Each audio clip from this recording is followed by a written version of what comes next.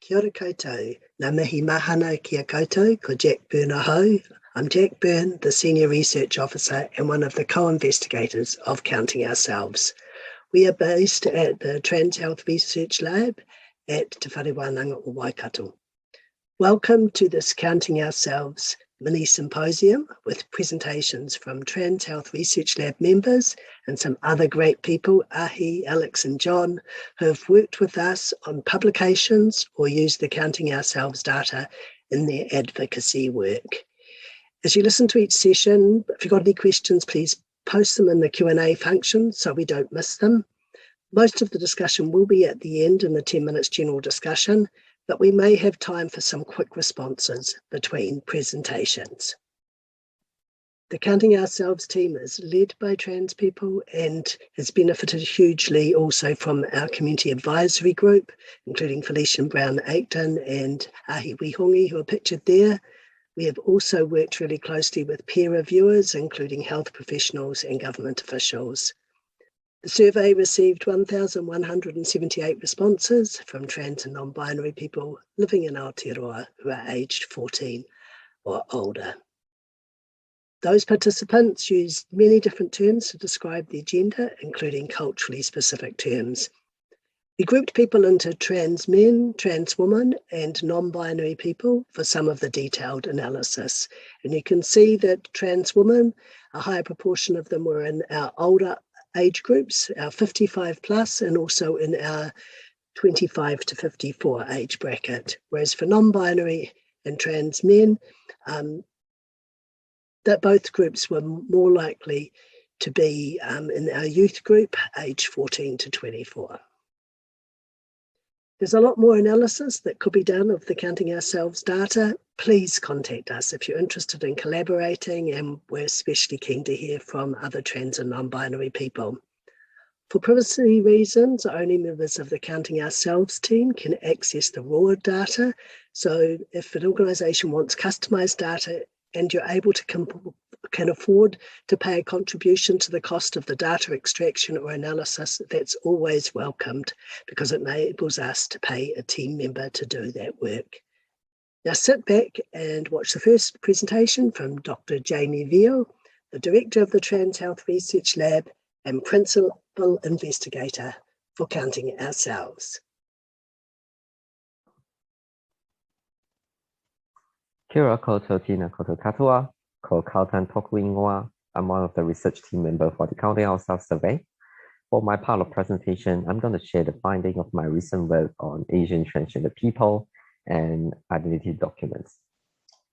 As an Asian migrant myself, I'm interested in exploring the experiences of intersectionality for ethnicity and gender amongst Asian transgender people in Aotearoa, New Zealand. The Asian transgender people who participate in the Counting Ourselves survey, they are very ethnically diverse and include participants who identify as Chinese, Filipino, Indian, Japanese, Thai, Korean, and others.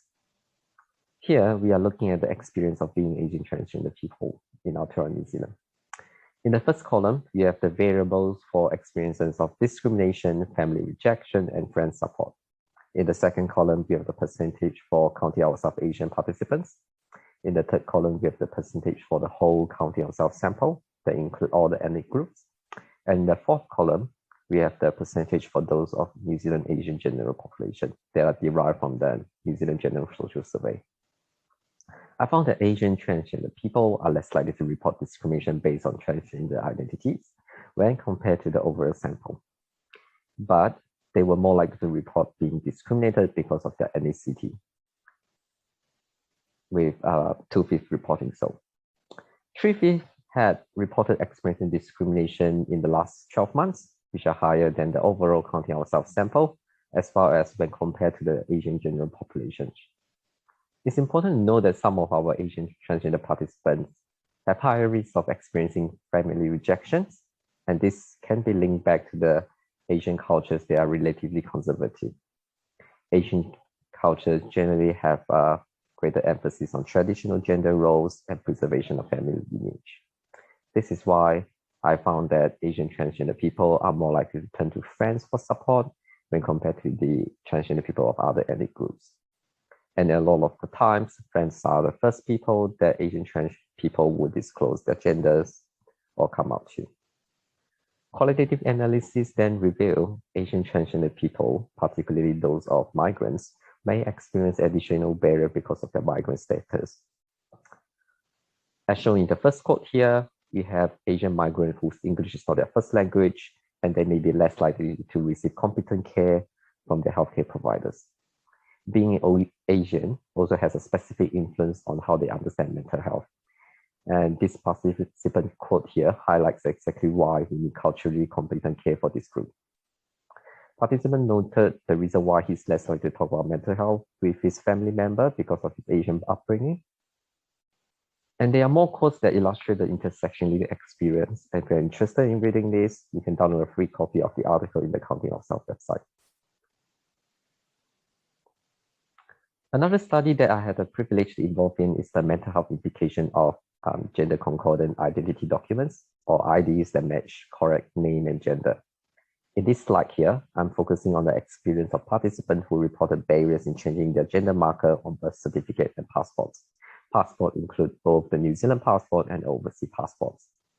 Amongst Counting Ourselves participants who own a birth certificate and passports, we found those who reported a barrier in changing their gender markers are more likely to report psychological distress that include anxiety and depressive symptoms, suicidal ideation, and suicide attempt in the last 12 months.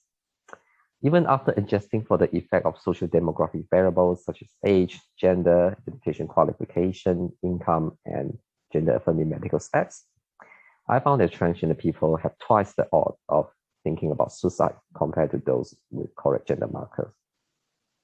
Turning to the table on the right, which present the barriers that transgender people commonly face when changing their gender markers, the most common barrier is not having the gender option that fit their gender, with 2/5 reporting so. Close to 1/3 mentioned that they could not afford the process to change or were worried about the discrimination that results from changing gender marker.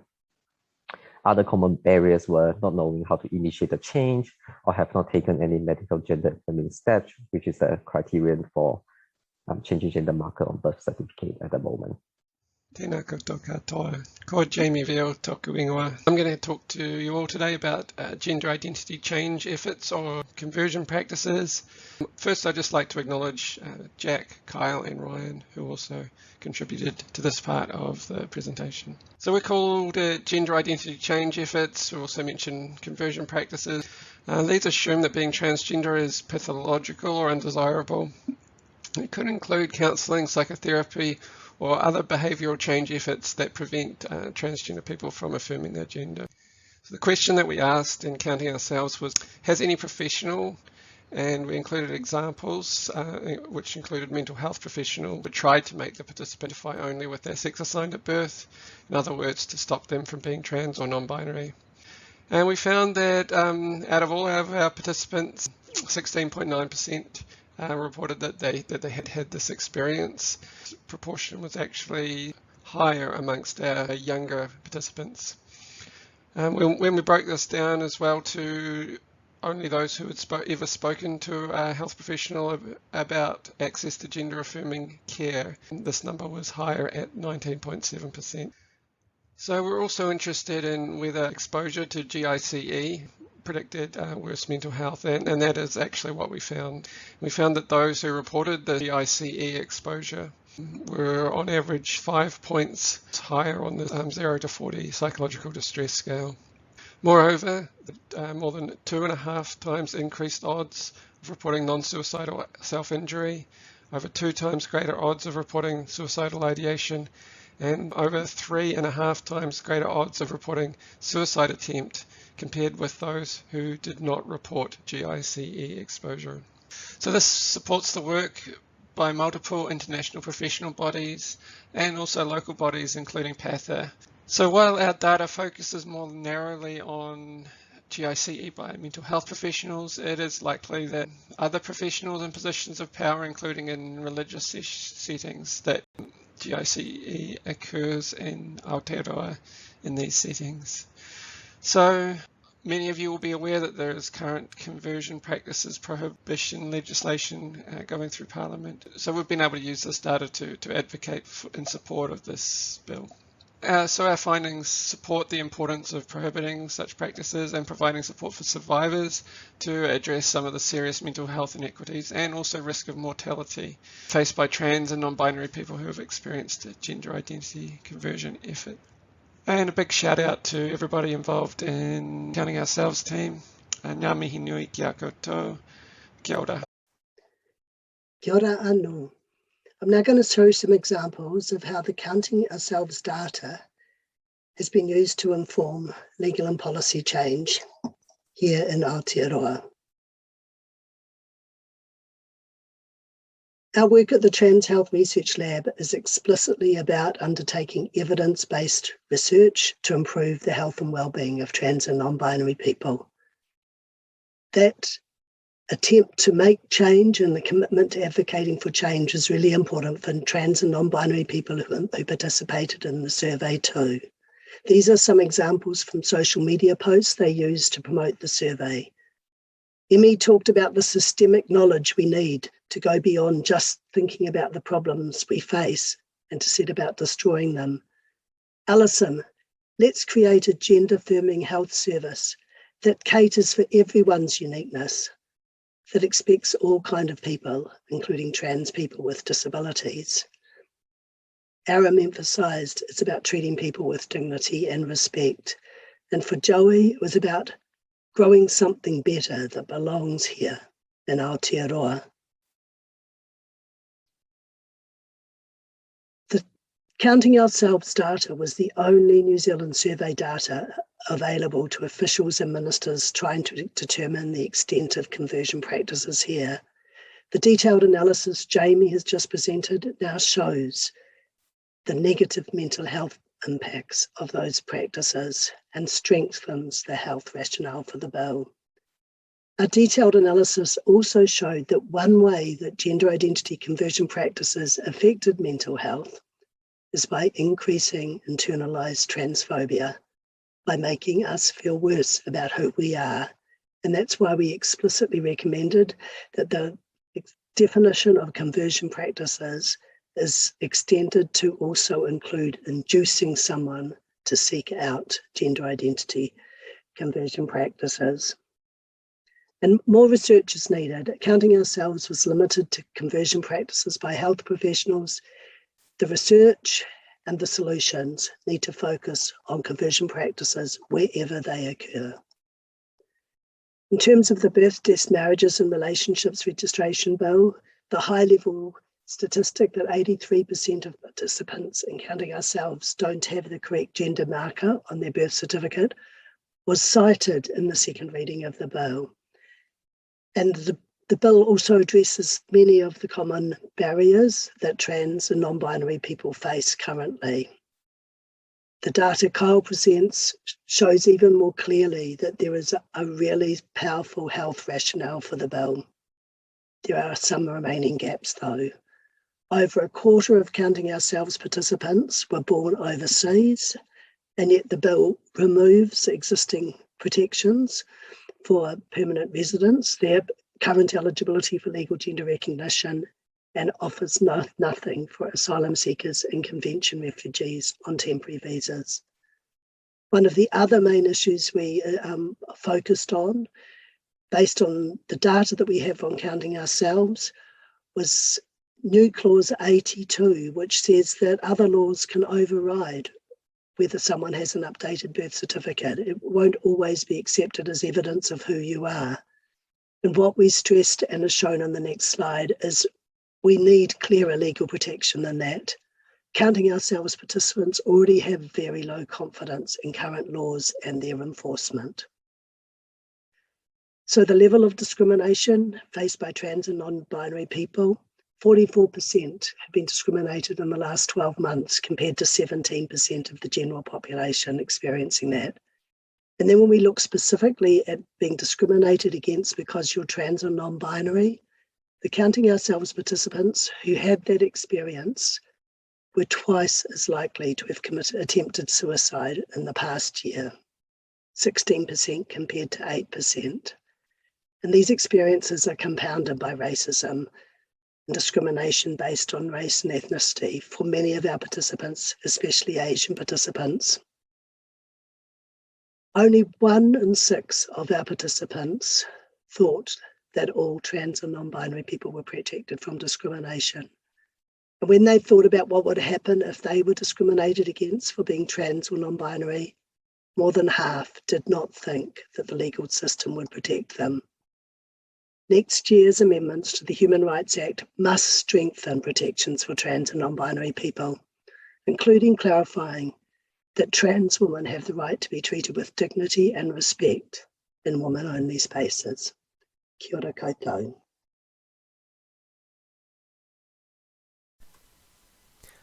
Tēnā tātou katoa. My name is Ryan Bentham. I'm a cisgender gay man, originally from Te Kuiti, but currently living in Papamoa in the Bay of Plenty. I'm a psychology student at Te Whare Wānanga o Waikato, the University of Waikato. In 2018, I was really fortunate to have Dr. Jamie Veal as my supervisor for my honours dissertation. As part of my dissertation, I analysed a small amount of data from the Counting Ourselves survey. I was also really privileged to have a small role in helping to prepare the community report from Counting Ourselves. During that time, I was also really lucky to work with Jack Byrne and Dr. Kyle Tan. At the moment, I am in the planning stages of a PhD. The topic that I am investigating is about exploring the sexual well-being of transgender and non-binary people in Aotearoa, New Zealand. So at some point in the near future, or at least hopefully near future, I plan on recruiting participants for a study that's asking trans and non-binary people what sexual well-being means to them. So not making assumptions about what sexual well-being is, but just exploring that further and finding out really what that means for trans and non-binary people. Now, I'm aware that this is a really sort of invasive or a very sensitive and intimate topic to be discussing with people. So I really wanted to just sort of start to lay the groundwork, make you all aware that I'm hoping to do some research in this space, and at some point in not too far away, hopefully I'll be recruiting participants for this study. And so really just wanted to make you aware that that's going on, introduce myself a little bit so you have at least some awareness of who I am, and just encourage you to, if you've got any questions, you can ask at the end, or you're also able to send me an email if you've got any questions about anything in terms of what I'm exploring in this space. So my email address is rmb15@students.waikato.ac.nz. Ka kite. Tēnā koutou katoa, ko Nicola Tokuingoa. So my dissertation research is looking into the risk factors for sexual pain in trans and non-binary communities. And my supervisor is Dr. Jamie Veal. A sexual pain condition can be defined as persistent genital pain associated with sexual activity. The research questions that I'm going to answer in this poster are there demographics, so I chose sex assigned at birth, differences between trans and or non-binary people who report a sexual pain condition compared to those who don't? Are there differences in the mental health statuses? And are there differences in the reported rapes? So our participants, there were 526. Of these participants, 129, so roughly a quarter, reported a sexual pain condition, and 397 participants, so the other 3/4, didn't report one. The measures that we used were gender, mental health diagnoses, and psychological distress scores. So the results of the participants who reported a sexual pain condition, the largest gender group was non-binary assigned female at birth with 30%. And if we look at the below pie graphs, it was much more likely for people who reported a sexual pain condition to also report very high levels of psychological distress compared to those who didn't report a sexual pain condition. And a similar kind of vein for sexual pain, people with sexual pain who reported that they were a rape survivor compared to those who didn't. So you're much more likely to report that you are a rape survivor if you have a sexual pain condition. So the discussion, there are some limitations to this research. This research assumes that the participants are meeting the criteria for a sexual pain condition, but the question did not specifically ask if the recurrent pain is sexual. So the participants could be undertaking BDSM acts, or the pain could be in an area that's, well, an area that's not the genitals. So if you have a bad knee, some sexual positions may be painful for you. So there are many implications for practice. Any trans or non-binary person who is receiving gender-affirming care should be screened for a sexual pain condition. If they meet the criteria for a sexual pain condition, then they need to be referred to a pelvic floor physiotherapist who can help them with their pain, and a mental health professional for treatment. Future research could be investigating the cisgender population for comparison. Kia ora, thank you for listening.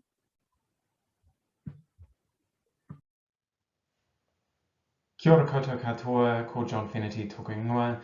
I'm here to briefly share some amazing data from Counting Ourselves that we use to explore what supports students to feel a sense of belonging at school.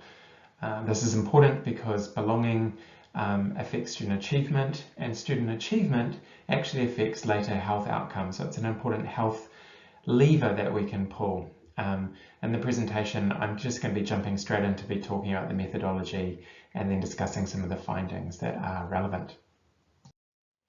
In terms of the methodology, we used a subset of Counting Ourselves data, around 96 participants who are currently attending secondary school, to explore their experiences, and they have a particular bias, but they're nonetheless an important group to explore.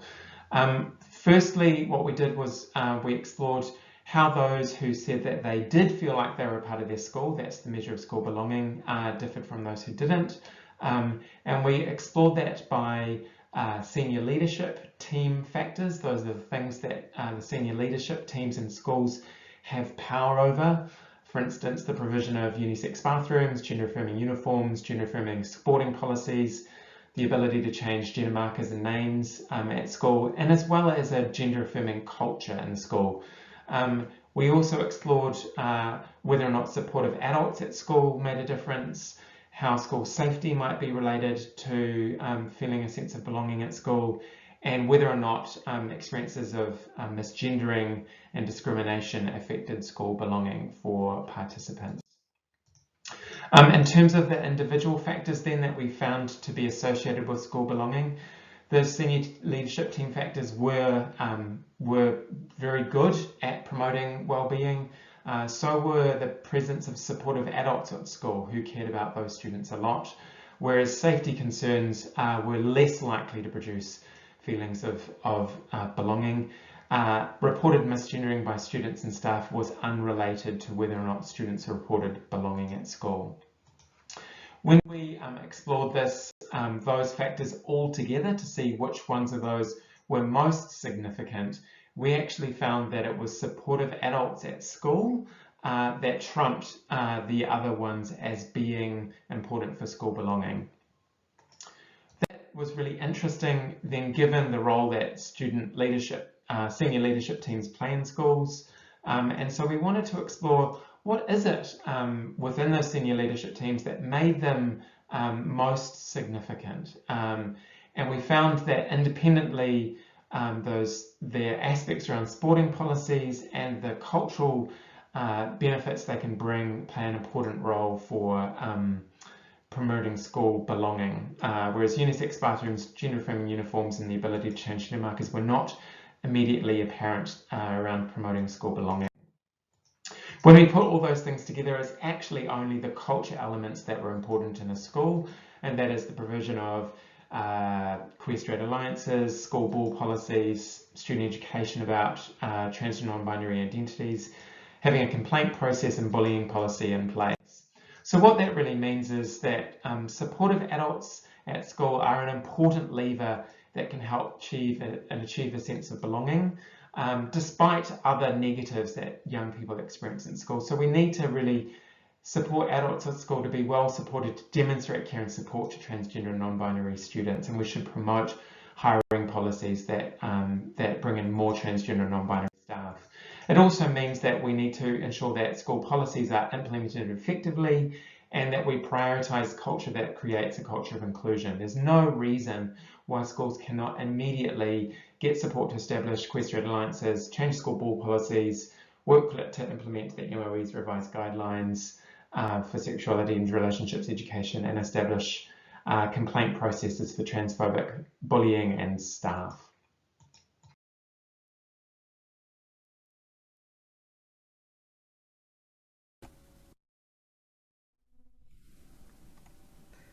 Kia ora, my name's Ahi Weihongi. I'm the National Coordinator at Gender Minorities Aotearoa, which is the national transgender organisation. I'm just going to talk to you about how we use the Counting Ourselves research in our advocacy work. In an average year, we train around 300 healthcare providers with in-person, face-to-face workshops, and we also train over 1,000 people with online training. And those ones range from parents and families to school teachers to people who are supporting a friend who's trans, or all kinds of people from all kinds of backgrounds. Probably around half of them are healthcare providers, including mental health and addictions and disability support services, DHB workers, a lot of different areas. When we do that training, we usually start with a Trans 101 of who exists and how to talk about them, and some of that 101 foundational stuff, and then we move on to talking about what transgender people's lives are like, before we move on to how to improve the situation. So when we're talking about what trans people's lives are like, and just to talk about, like, in relation to healthcare, for example, we are not just talking about accessing healthcare services, we're also talking about the social determinants of health, what people's lives are like. For example, housing, income, housing discrimination. So we might be talking about things like the rates of homelessness of trans people, the rates of employment discrimination, poverty. The median income of trans people is only half the median income of the general population. Those things have a huge impact on trans people's access to health and how much choice they have about what their life is like, and what how their choices are limited. So we're looking at it from a public health perspective, how different populations, or how the trans population are able to access health or not able to access health. So we rely on this research really, really heavily in doing that. So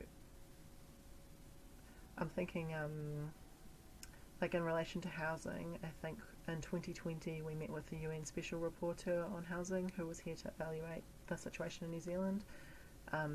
And she was quite shocked by the high rates of homelessness for trans people.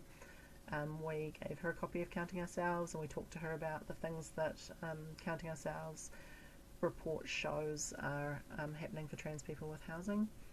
We also sent Counting Ourselves to key figures at the Ministry of Housing and Urban Development, which then named transgender people as a population for as a priority population for housing. So those things are really important, because being named as a priority population is how a group of people gets put into work plans, which is how the strategies get put on the table, how strategies get developed or prioritised for development, and how resourcing gets allocated. So it makes a really big difference, being able to show local evidence that proves what the need is and what needs to be done to make things more equitable. This year we worked really extensively on family violence and sexual violence prevention, and we assisted with the government with writing the national strategy for family violence and sexual violence prevention. in doing that, we use this research a lot to show what the rates of, being forced to have sex against your will, what that looks like for trans people, what the rates of sexual violence look like, and that means that we can show, how much of an issue this is, that's happening at 3 times the rate of women in the general population, and so therefore there actually really needs to be some targeted strategy around this for trans people, and that needs to be researched, and that needs to be resourced. So, so that it makes a really, really big difference in our work in lots of different settings. Just to briefly wrap it up, I want to say that we consider this research, the Counting Ourselves research, to be a gold standard of research, because it is done in a way that is by the population that it's about, and it's really solid. It has really solid methodology, and yeah, so we're often recommending this is what research should look like. And previously we had to rely on international statistics for how things are in other countries, high rates of suicidal ideation, high rates of homelessness in the US or other countries. So it's really, really important and really great to be able to now reference local research and show exactly what things are like on the ground here in New Zealand. Kia ora tātou katoa, ko Alex tōku ingoa. I'm presenting on behalf of Rhonda, Jack and Jamie on the ways in which we use Counting Ourselves data to explore access to fertility preservation here in Aotearoa for trans and non-binary people. To set the scene briefly, there is a growing recognition that this is a really important issue for trans and non-binary people, and that they have the right to access information and services as part of an informed consent model of care. However, there's a gap between that desire to discuss their options and the provision of services and information. And so given our unique DHB postcode lottery situation here in Aotearoa, we were interested in how accessible both services and information are currently for people here. So just to give you a rundown of some findings that came from our research, 1 in 3 participants indicated that they'd received information about fertility options from their healthcare provider. So we call this potential access. And then the realised access, about 1 in 6 participants had actually accessed the services and realised that to preserve their gametes.